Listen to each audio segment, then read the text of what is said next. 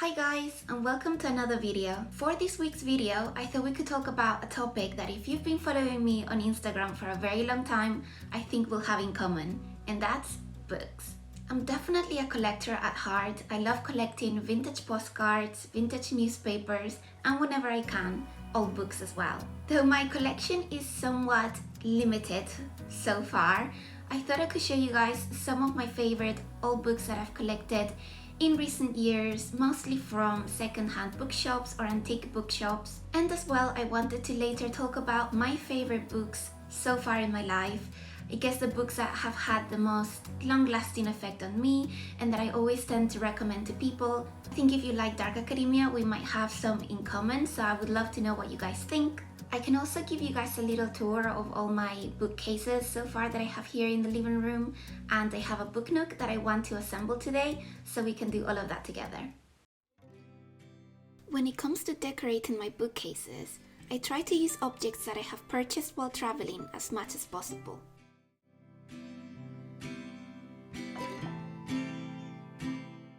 This Greek pottery vase is from my first holiday to Greece with my mom, and I must have been around 13 years old. The design is so intricate and I love the colors so much. On the other hand, this replica of the Three Graces came from my travels to Pompeii, and I bought it as a souvenir. I also think it's nice to incorporate small paintings into bookcases, as it adds a new layer to look at. My boyfriend bought this particular one at an antique shop in London. Then I also have a magnifying glass for aesthetic purposes mainly, as I think it's a really lovely piece of decoration. My little bust of Dante came from my trip to Florence, which is a place I really hope to visit again, and if I do, I would love to buy more mini busts of all philosophers, as I think they look really nice in a bookcase. Lastly, I have a full moon candle which I bought at a witch's fair, and I always try to light it on a full moon whenever I remember to do it.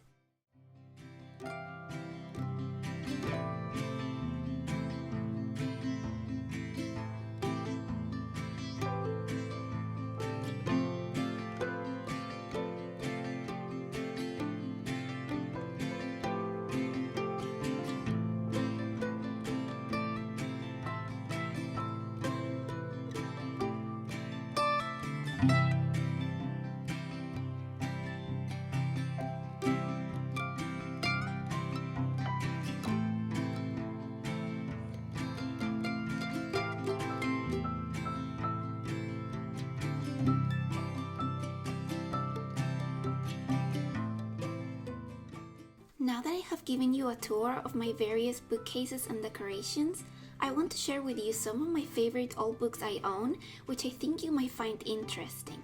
So let's dive right in. So these old books right here are a collection of Jane Austen novels. These are probably my favorite old books I own just because of how they look.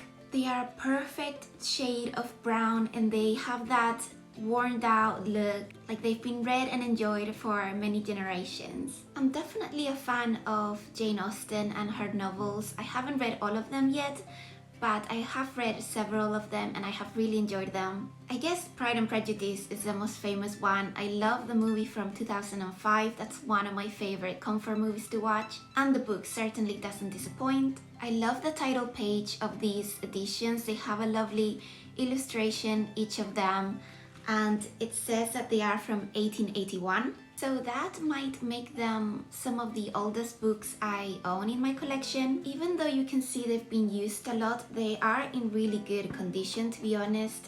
The pages are all where they should be, nothing is broken, so I think they can definitely be read without a fear of destroying them. So as I had mentioned, I have 6 of them. I'll tell you which titles I have. So I have Lady Susan, Sense and Sensibility, Pride and Prejudice, as I mentioned, Northanger Abbey and Persuasion, and lastly, Mansfield Park. I think when it comes to classics, there's something so lovely about having older editions. And they look so pretty as well when they are displayed in bookcases, so that's a perk as well. So moving on from the Jane Austen collection, I'll show you guys my old editions of the Brontes.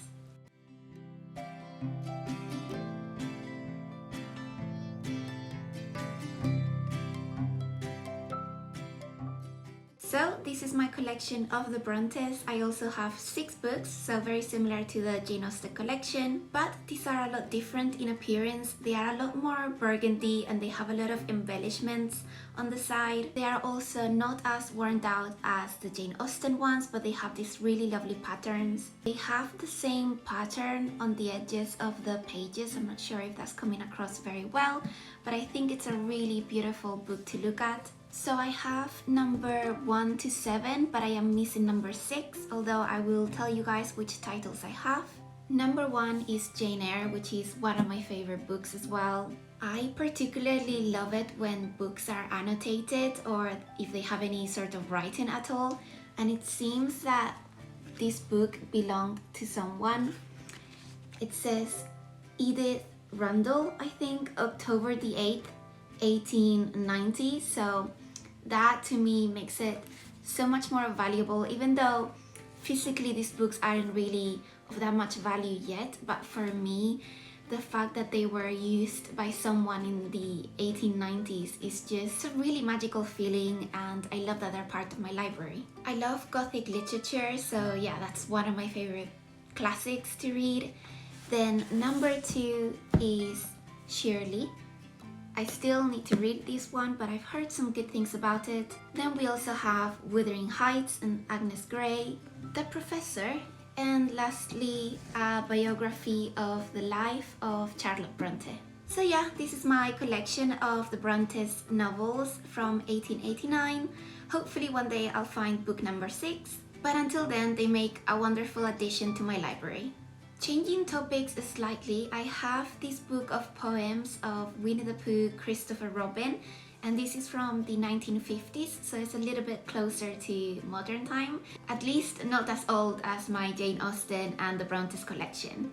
But it's a really beautiful book. It has this lovely engraving of Christopher Robin in the cover.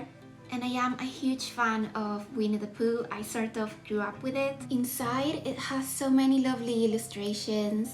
I just think it's super cute, and it's quite nice to read poetry sometimes anyway, so I think that was the reason why I decided to purchase this book.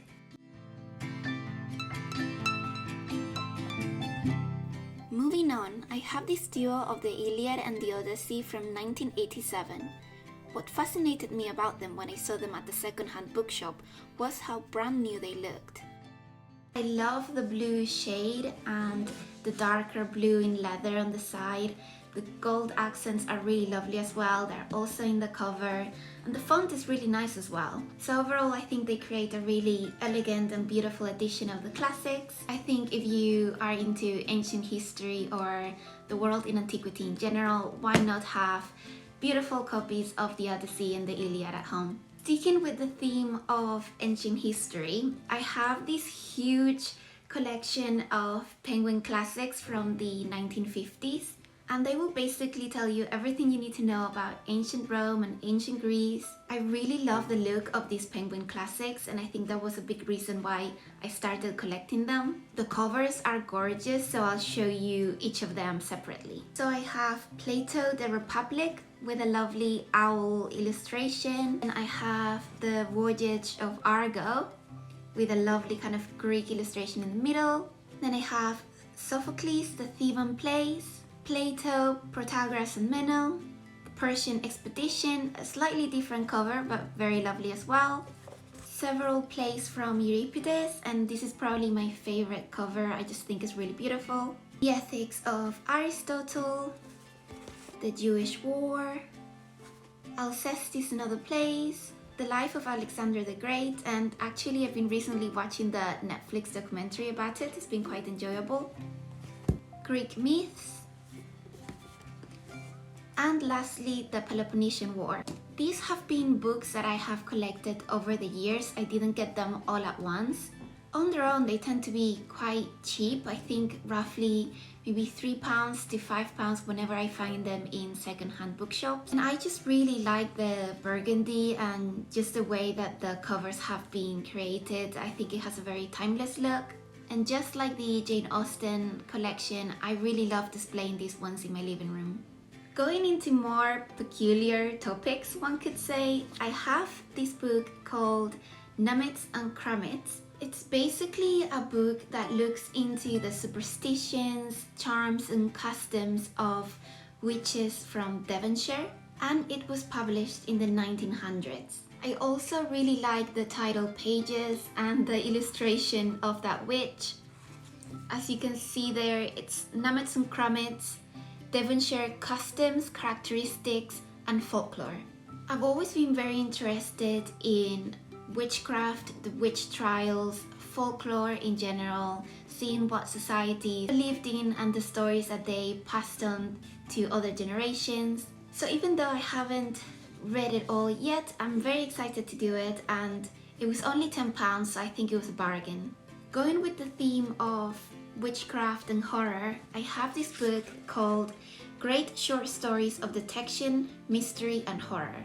This edition seems to have been published in the 1940s, and looking at the contents, it has stories of the supernatural, tales of nightmares and the borderland of the mind. It just sounded really interesting to me, and I think that's why I bought it. I love the look of the pages. They're just so brown and worn out, and I think that's just the perfect look for an old book. Even though, again, very similar to Nummets and Crummets, it has a very simple cover, but I think that's all you need sometimes. Anyhow, I think these are some of my most interesting old books I own. I certainly have more, but I feel like the video will get too long if I go through every single one of them. Plus, I thought it would be nice to talk about some of my favorite books to do with modern fiction. I see these type of videos a lot on Book Talk, Bookstagram, and I thought, why not share at least 3 of my favorite books of all time. I really like watching videos when people talk about their favorite books. I feel like you can really get to know them as a person based on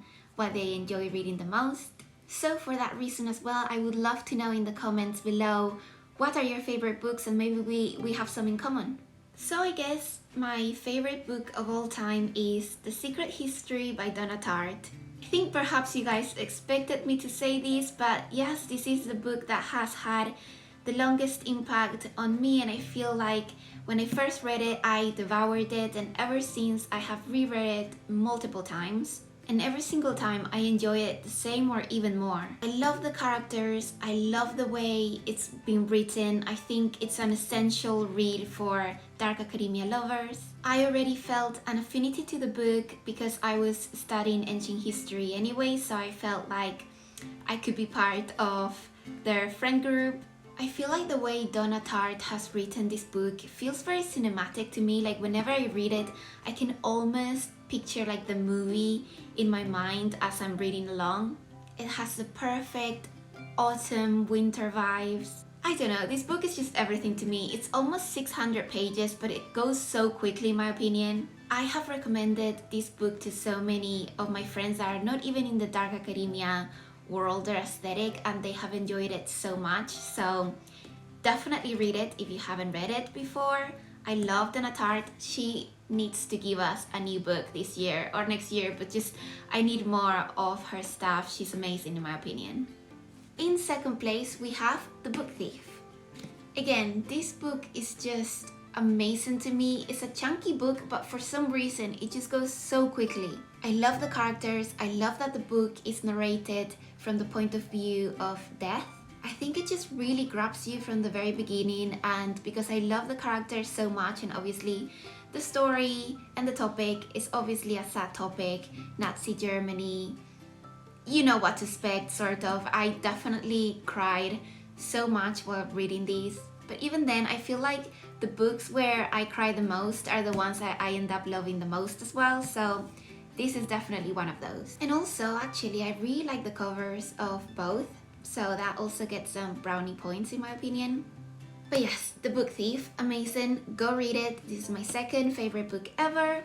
For Third place, I kind of couldn't choose. I feel like after third place onwards, that's when it gets difficult for me. So I have chosen two books that I think deserve to be in the third place. One is Ninth House by Lee Bardugo, and then we have The Historian by Elizabeth Kostova.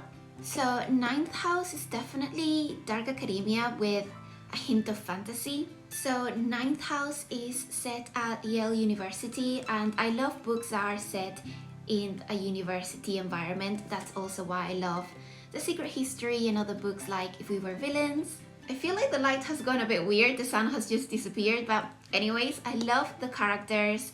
They're very likable, you get into the story very easily. So it's looking at like these secret societies from Yale University, and some of them are actually real, or maybe all of them are actually real, and the element of fantasy is that all the different secret societies have different abilities or powers, I guess you could say, and it's very much the protagonist against the rich and powerful students of those secret societies. So it's a really good book, I really like it, and the sequel, Hellbent, was also very good, so I definitely recommend you guys to read this one. And the other contender for third place is The Historian. I would say it's also a dark academia book. It's looking at Dracula, so vampires, we love that, and it's kind of like you really get to feel like a researcher. It is also a slightly chunky book, and I've heard some people say that it gets a bit slow for them in certain points.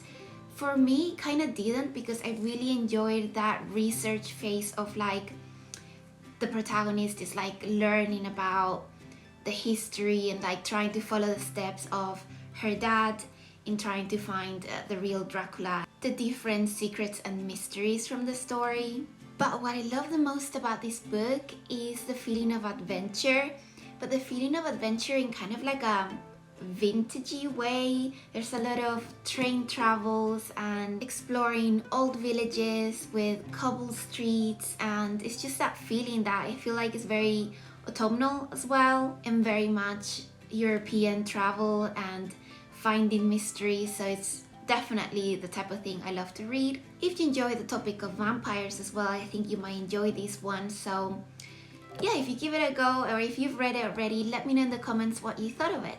So as I mentioned before, I would love to hear in the comments what your favorite books are and if we have any in common. And now that I have showed you some of my bookcases and how I've decorated some of them, I really want to assemble the book nook that I received on my birthday. I actually want to incorporate more book nooks on my bookcases. I think they make them look so beautiful. So yeah, this is my first one. I don't know if it'll be difficult to assemble, but we can do it together.